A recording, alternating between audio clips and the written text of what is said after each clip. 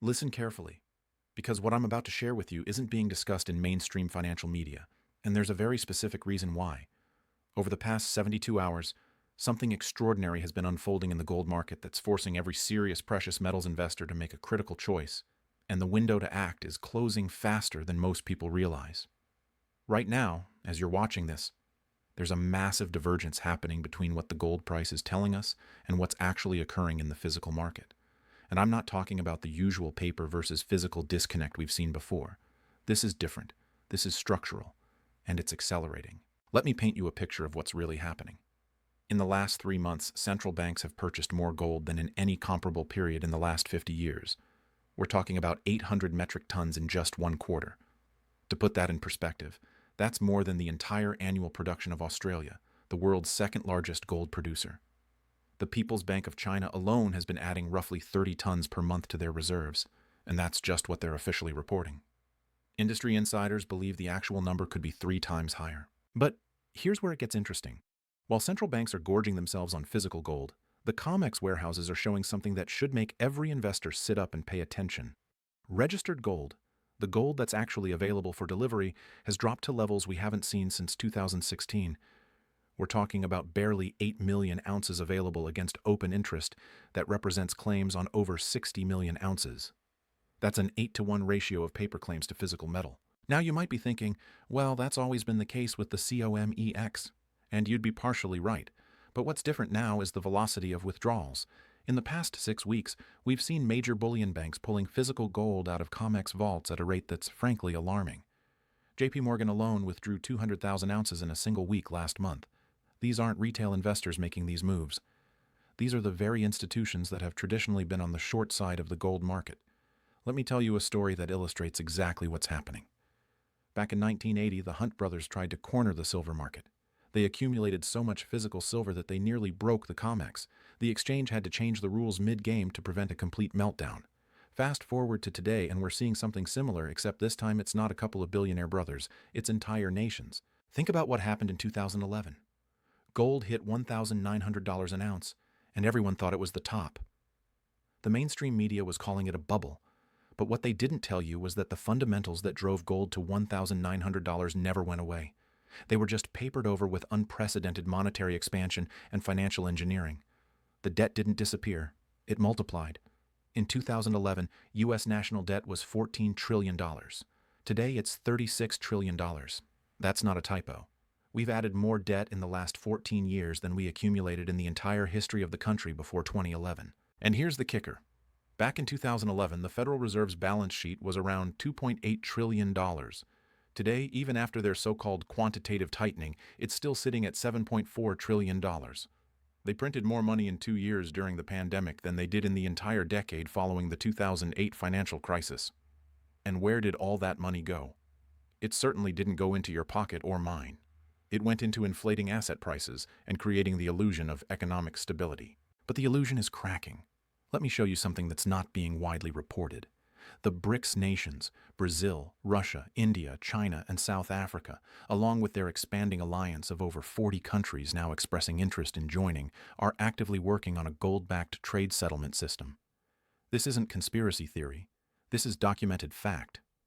Russia and China have been settling bilateral trade in their own currencies for years now, and they're increasingly using gold as the settlement mechanism for trade imbalances. What does this mean for you?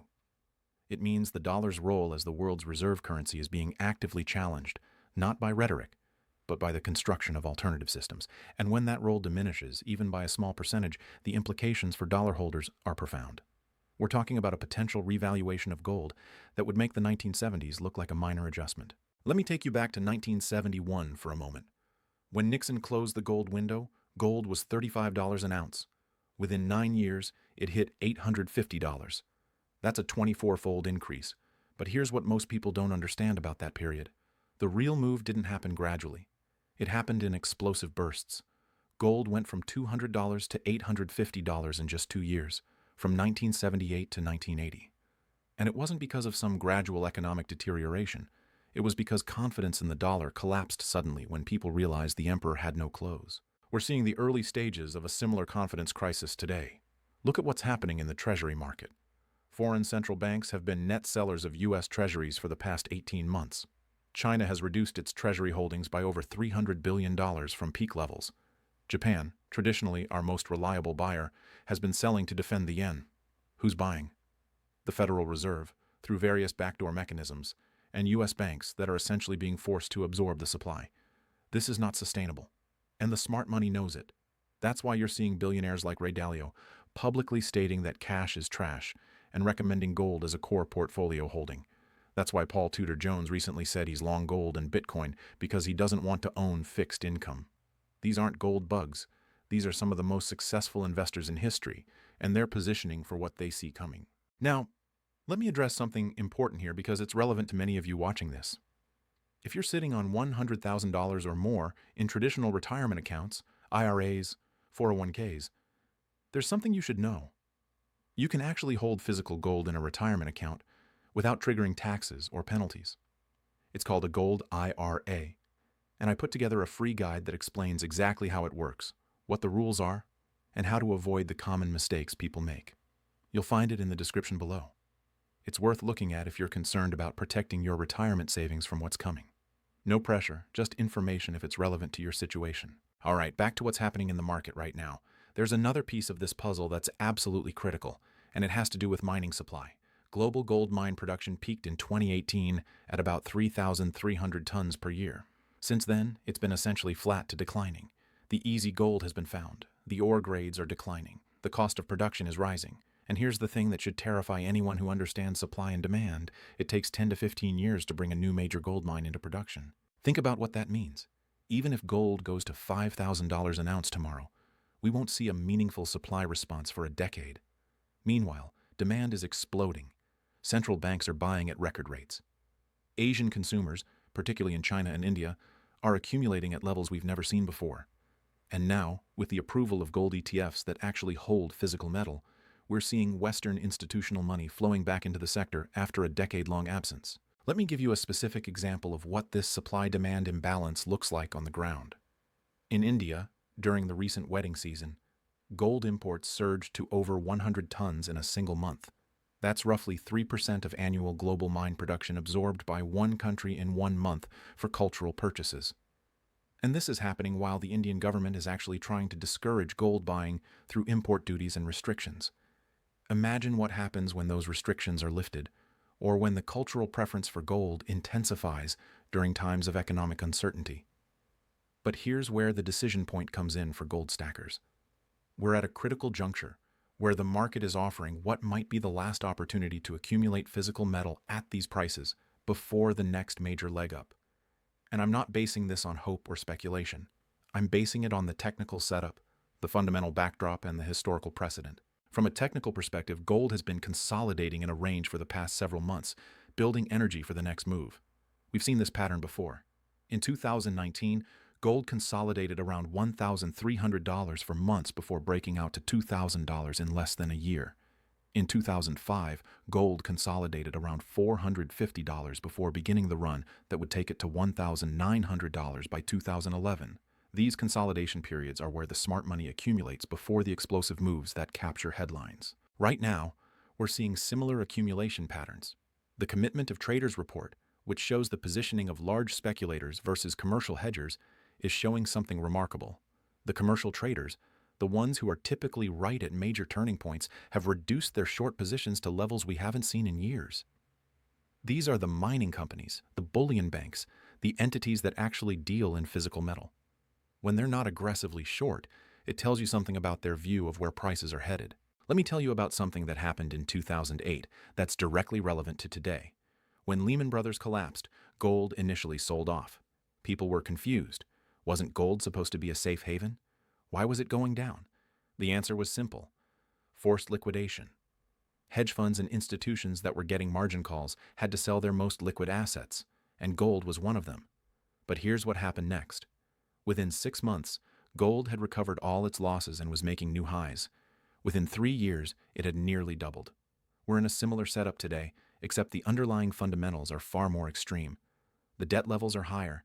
The monetary expansion has been more aggressive. The geopolitical tensions are more severe. And the alternatives to the dollar are more developed than they were in 2008. Think about what's happening in the energy markets right now. Saudi Arabia, for decades the cornerstone of the petrodollar system, is now accepting yuan for oil sales to China. They're in discussions about accepting other currencies. The 50-year agreement that underpinned dollar dominance in global energy markets is effectively over. What do you think happens to dollar demand when oil, the most traded commodity in the world, is no longer exclusively priced in dollars? This is where gold comes in.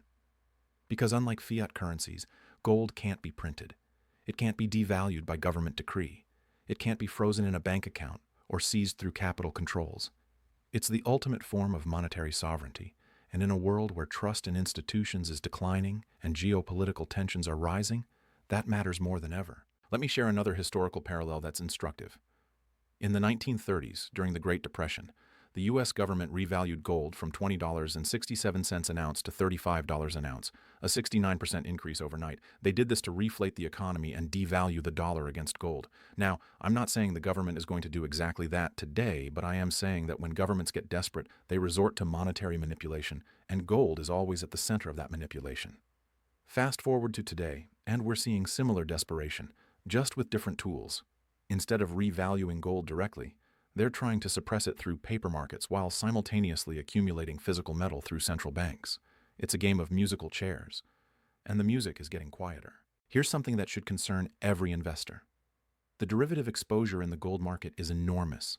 We're talking about hundreds of billions of dollars in notional value of gold derivatives held by a handful of major banks.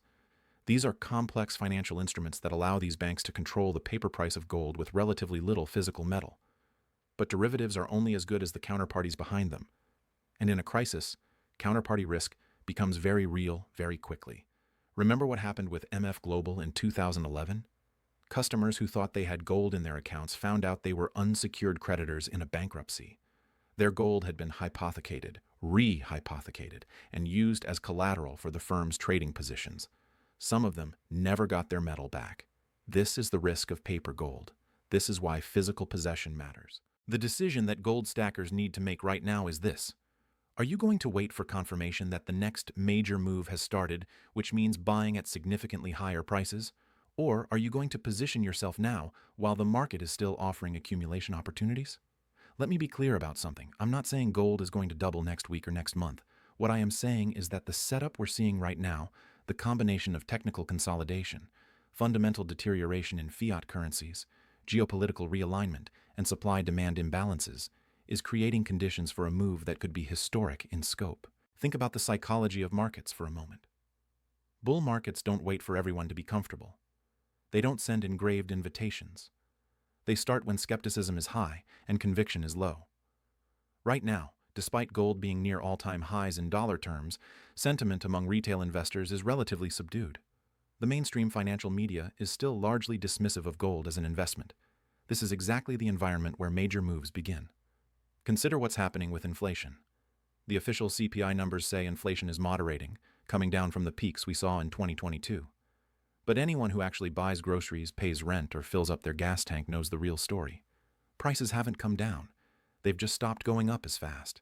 And the things that matter most, food, energy, housing, healthcare, are still rising at rates well above the official numbers. This is where gold's role as an inflation hedge becomes critical. But it's not just about protecting against inflation. It's about protecting against the loss of purchasing power that comes from currency debasement. And make no mistake, every major currency in the world is being debased right now. The dollar, the euro, the yen, the pound, they're all being printed into oblivion to service unpayable debts and fund unsustainable government spending. Gold doesn't care about political promises or central bank forward guidance. It responds to reality. And the reality is that we're in the late stages of a debt supercycle that can only end in one of two ways: default or inflation. Governments will always choose inflation because it's politically easier. And when they do, gold will reflect that choice in its price. Let me give you one more piece of evidence that we're approaching a critical decision point. The gold-to-silver ratio, which measures how many ounces of silver it takes to buy 1 ounce of gold, has been extremely elevated. We're talking about ratios above 80-1, when the historical average is closer to 60-1. This tells us that silver, which tends to be more volatile than gold, is being overlooked by investors. But history shows that when gold makes major moves, silver follows with even greater percentage gains. The gold to silver ratio compressing is often a signal that a major precious metals bull market is underway. So here's the decision you need to make. You can wait and see, hoping for more clarity, more confirmation, more certainty. But understand that certainty comes at a price, and that price is usually measured in missed opportunity. Or you can look at the evidence, assess the risks, and position yourself accordingly. The central banks have made their decision. They're buying gold at record rates. The billionaire investors have made their decision. They're publicly advocating for gold as a core holding. The Eastern nations have made their decision. They're building alternative systems backed by gold. The question is, what decision will you make? Because here's the thing about inflection points in markets. They're only obvious in hindsight. When gold was $300 in 2001, people thought it was expensive. When it was $1,000 in 2008, people thought it had topped. When it was $1,900 in 2011, people thought it was a bubble. And each time, those who waited for certainty missed the major moves. We're at another one of those inflection points right now. The difference is that this time, the fundamental backdrop is more extreme, the monetary distortions are more severe, and the geopolitical realignment is more profound than anything we've seen in the post-World War II era. This isn't just another cycle. This is a structural shift in the global monetary system, and gold is at the center of it. The decision you make in the next few weeks and months will likely determine whether you're positioned to protect and grow your wealth through what's coming, or whether you're left scrambling to catch up when the next major move is already underway. Everything is changing. The question is whether you'll change with it or be changed by it. The choice, as always, is yours.